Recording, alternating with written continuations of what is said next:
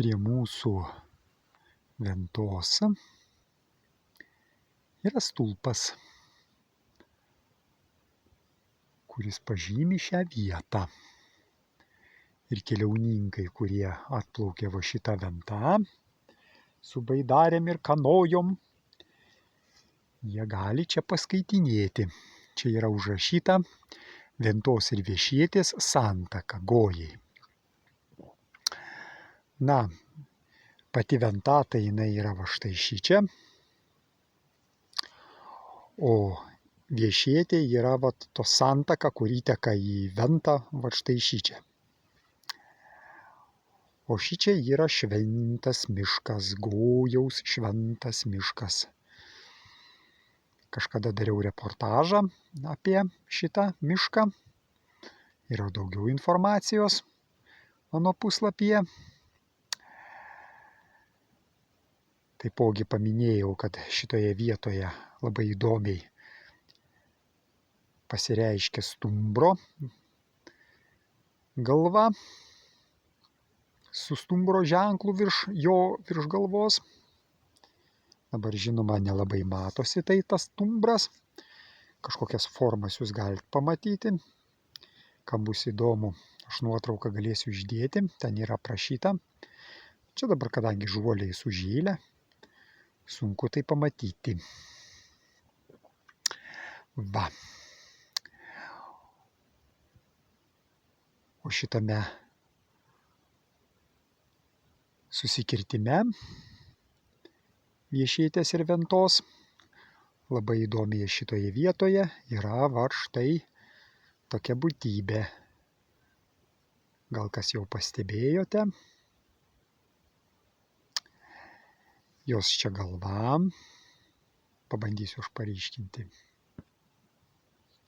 Va.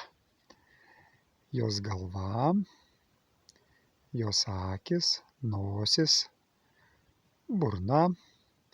Dešinėje rankoje, o čia jos ranka, tarsi lazdą laiko, o kairėje rankoje tarsi šluota tokia.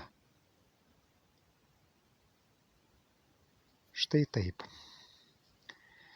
Toksai šių vietų saugotojas, kaip tik tai žiūri į mūsų pusę.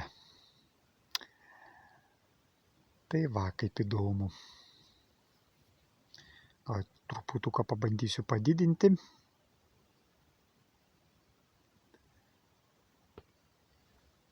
Ir paryškinti.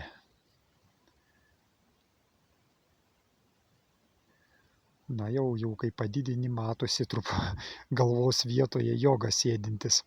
Vat jeigu tai pasižiūrėjus, čia jau jo galva, čia jo kūnas, čia jo sudėtos kojos lotose. Galim pasakyti taip, kad kairė koja čia labiau užmesta ant dešinės. Gal dar pabandysiu padidinti šiek tiek. Jo, gražiai iš tos dievybės formuojasi sėdintis jogas. Bet vis dėlto dar palieka vis tiek formos labai gražiai to saugotojo.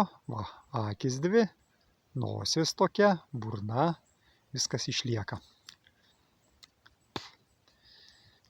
Lazda, ranka, na ir žinoma, kitoje pusėje šluota. Palieka. Labai įdomiai. Kai iš toliau geriau matosi.